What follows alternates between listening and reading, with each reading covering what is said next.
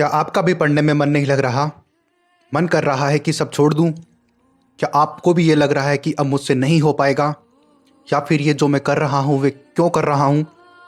अगर आपको ये सब लगता है तो आप सही जगह पर आए हो। आप एकदम सही वीडियो पे आए हो। इस वीडियो को कंप्लीट ज़रूर देखना, आपके सारे डाउट क्लियर हो जाएंगे। ठीक है, लेकिन उससे पहले अगर आप चैनल पर नए हो तो पहले चैनल को सब्सक्राइब ज़रूर कर लेना, वीडियो को सपोर्ट करो, चैनल को लाइक भी कर देना ताकि आने वाली हर एक लेटेस्ट इन्फॉर्मेशन आपको टाइम टू टाइम मिलती रहे। इसी तरीके से मोटिवेशनल वीडियो भी मैं आपके लिए डालता रहूँगा, बायोलॉजी से रिलेटेड भी। तो अब बात करते हैं कि ये सब चीज़ें किन किन स्टूडेंट के सामने आ रही है, इससे कैसे बचा जाए। तो वो सब क्वेश्चन जो मैंने स्टार्टिंग में पूछे थे वीडियो के, अगर आपको वो लगता है तो याद करो वो दिन जब आपने पहली बार अपने माता पिता को बोला होगा कि पापा मुझे कोचिंग में एडमिशन दिला दो, मुझे डॉक्टर बनना है। तो क्या उस दिन आपको नहीं लगा था कि मैं नहीं कर पाऊंगा, या फिर मेरा मन नहीं करेगा, या फिर मैं क्यों पढ़ूं?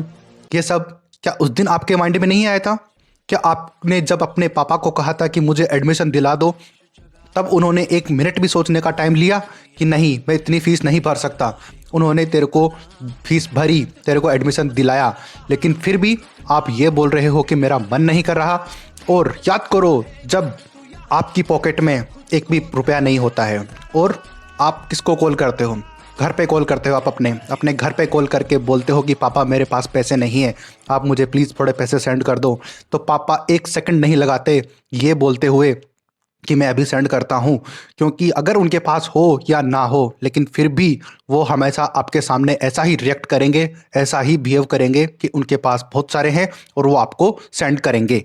जबकि आप भी ये जो जानते हो, आप सब भी ये जानते हो कि पापा किस तरीके से पैसे उनके पास आते हैं और कितने आते हैं। जिनके घर में पैसा मुश्किल से आता होगा वो इस बात को रिलेट कर पाते होंगे कि पापा कहीं से भी लाएं, लेकिन चाहे अपने बॉस से एडवांस लेना पड़े या फिर किसी से उधार लेना पड़े या फिर किसी के से मांग के लेना पड़े, लेकिन वो आपको पैसे ज़रूर सेंड करेंगे। अगर उन्होंने कहा है कि मैं अभी करता हूँ तो वो खुद किसी भी चीज़ के लिए रह जाएंगे, टूटी चप्पल पहन के घूमेंगे। लेकिन अगर बेटा या फिर बेटी उसको उनको बोल दे कि पापा मुझे मेरे पास चप्पल नहीं है, तो वो कहीं से भी पैसे अरेंज करें, कितनी मेहनत एक्स्ट्रा करें, लेकिन आपके लिए वो चप्पल ज़रूर खरीद के लाएंगे, चाहे खुद नंगे पाँव घूमते हो।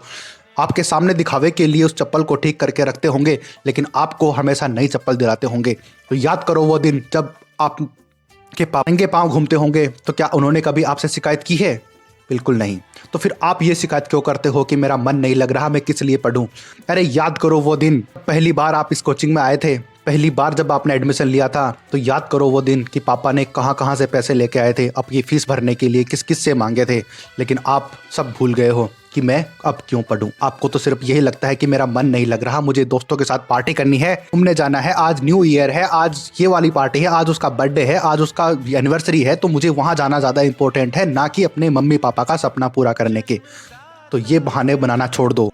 अपने लिए नहीं तो कम से कम उनके लिए तो पढ़ लो जो आपके लिए दिन रात मेहनत करते हैं और आपको एहसास तक नहीं होने देते कि हम कितनी मेहनत कर रहे हैं। और आप हो कि अगर आपके पॉकेट में 10 रुपए नहीं हो और आप अगर किसी से उधार लेते हो, तो वो अगले ही दिन आपको बोल देता है कि मेरे 10 रुपए वापस कर दो। तो याद करो कभी पापा ने आपको बोला है कि कभी मेरे 2000 रुपये वापस कर दो? बिल्कुल नहीं। तो आप ये कैसे भूल सकते हो कि उन सभी बातों को कि मैं क्यों पढ़ूं? अरे आप खुद ने कहा था, आपके पापा ने आपसे नहीं कहा था कि तुझे डॉक्टर बनना है, आपने खुद ने अपने मम्मी पापा को कहा था कि मुझे डॉक्टर बनना है। तो फिर आप कैसे बोल सकते हो कि मेरा मन नहीं कर रहा या फिर मैं नहीं कर सकता?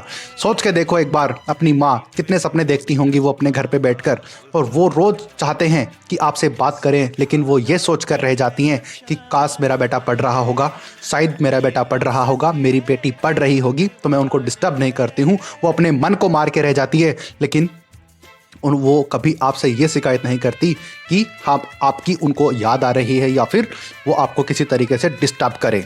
अरे उनके लिए पढ़ लो कम से कम। और याद करो अपने छोटे भाई बहन को, जब वो किसी से मिलते होंगे, जब आपने डॉक्टर बनने की बात सुनी होगी उन्होंने, तो वो जब भी किसी से मिलते होंगे तब यही बोलते होंगे कि मेरे भैया मेरी दीदी डॉक्टर बनने के लिए गए हुए हैं। अब तो याद करो उस मासूम से चेहरे को, उनको पता भी नहीं है कि उनका भैया और उनकी दीदी पढ़ने में मन नहीं लग रहा है उनका, या फिर वो बहाने बना रहे हैं। अरे कम से कम उस मासूम चेहरों के लिए पढ़ लो। और याद करो वो अपने बूढ़े दादा दादी को, जिनके भी आखिरी ख्वाहिश यही है कि मैं मेरे पोते को, मेरी पोती को डॉक्टर की ड्रेस में देखूं, और ये उनकी आखिरी इच्छा रह जाएगी। तो कम से कम उनके लिए नहीं, अपने लिए नहीं तो कम से कम उनके लिए तो पढ़ लो रे यार, आप कम से कम उनके लिए पढ़ लो। अरे क्या हो जाएगा जब आप 1 साल अगर फ़ोन नहीं चलाओगे? अरे 1 साल इंस्टाग्राम नहीं ओपन करोगे तो क्या ही हो जाएगा? अरे क्या हो जाएगा अगर 1 साल आप व्हाट्सएप यूज़ नहीं करोगे? अरे 1 साल आप फ़ोन नहीं देखोगे तो क्या हो जाएगा? एक बार सोच के देखो।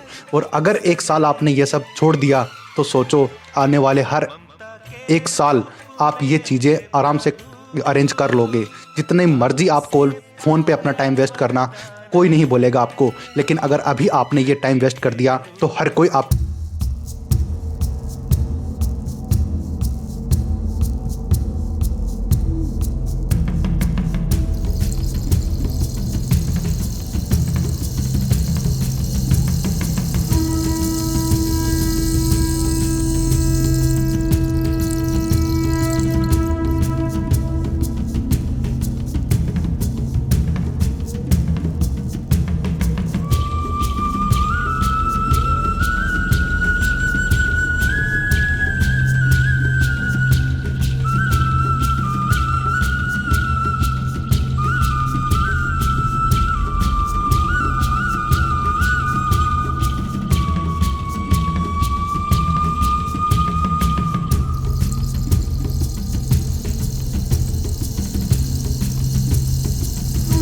वो उस जगह पे दोबारा जाने के लायक रहेंगे, लेकिन फिर भी वो जाएंगे क्योंकि इसके अलावा उनके पास कोई ऑप्शन नहीं बचेगा मेरे दोस्त।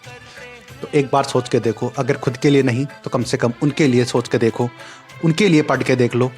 सिर्फ थोड़ा सा टाइम और अपना टाइम बचा के देख लो, अपना टाइम स्टडी पे फोकस करके देख लो। अरे कोई गर्लफ्रेंड, अरे कोई बॉयफ्रेंड आपको छोड़ के नहीं जाएगा। अगर यहाँ पर अगर आपने इस नीट को गर्लफ्रेंड और बॉयफ्रेंड बना लिया तो ये आपको ऐसी जगह पे ले जाएगी जहाँ पे आपको इतने सारे गर्लफ्रेंड बॉयफ्रेंड मिलेंगे। यकीन करो दोस्तों, प्लीज़ आप पढ़ के देखो एक बार अपना मन उस जगह पे लगा के देखो। अरे सबसे ज़्यादा बात तो मैं आपको ये बताना चाहता हूँ कि अगर ऐसी नहीं तो कम से कम उस अपनी छोटे बच्चों के लिए, अपने छोटे से भाई बहनों के लिए पढ़ लो। कितने मासूम होंगे वो, उनको पता भी नहीं होगा कि कैसे डॉक्टर बनते हैं, लेकिन उनको ये पता है कि मेरे भैया और दीदी डॉक्टर बनने के लिए गए हुए हैं। तो अगर आपने अभी तक टाइम वेस्ट किया है या फिर थोड़ा बहुत पढ़ा है लेकिन आपका मन नहीं लग रहा है तो प्लीज़ नए साल में आज खुद से एक प्रॉमिस करो, कल पे नहीं टालना है। खुद से एक प्रॉमिस कर लो कि मैं खुद के लिए नहीं तो कम से कम मेरे मम्मी पापा के लिए, मेरे छोटे भाई बहनों के लिए और मेरे बूढ़े दादा दादी की आखिरी ख्वाहिश के लिए मुझे पढ़ना है। और मैं पढ़ के रहूँगा, अब चाहे कुछ भी हो जाए। मैं दूसरा वीडियो भी नहीं देखूँगा, मैं सिर्फ पढ़ूँगा और बस पढ़ूँगा। ये 2023 मेरे लिए किसी और के लिए नया हो या नहीं हो, लेकिन मेरे लिए कुछ ज़रूर नया लेके आएगा।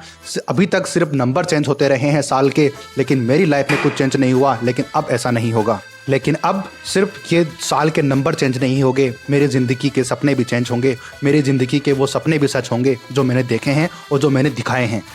देखना इम्पोर्टेंट नहीं है, जो जिनको आपने दिखाया है उनके लिए ये सपने पूरे करना बहुत ज़रूरी है। तो आज ही से लग जा तू पढ़ने में, इसी इंतज़ार किसी का मत कर। तुझे खुद से ही करना होगा, कोई और तेरे लिए नहीं करेगा। ये बात तू ध्यान रख ले। और तुझे ही करना है और तुझे ही करना है। लास्ट में सिर्फ मैं एक ही बात बोलूँगा कि सफल होने के लिए 3 ही रूल हैं। खुद से वादा करो, मेहनत ज़्यादा करो और मजबूत इरादा करो। इसके अलावा आपको कोई भी चीज़ नहीं करनी है अपनी लाइफ में। तो मिलते हैं किसी ऐसे ही मोटिवेशनल वीडियो और किसी टॉपिक के साथ। तब तक के लिए जय हिंद। वीडियो को सब्सक्राइब जरूर कर देना अगर पसंद आया है थोड़ा सा भी, और ज़्यादा से ज़्यादा शेयर कर देना ताकि किसी का भला हो सके। मिलते हैं ऐसी अपडेट के साथ, तब तक के लिए जय हिंद।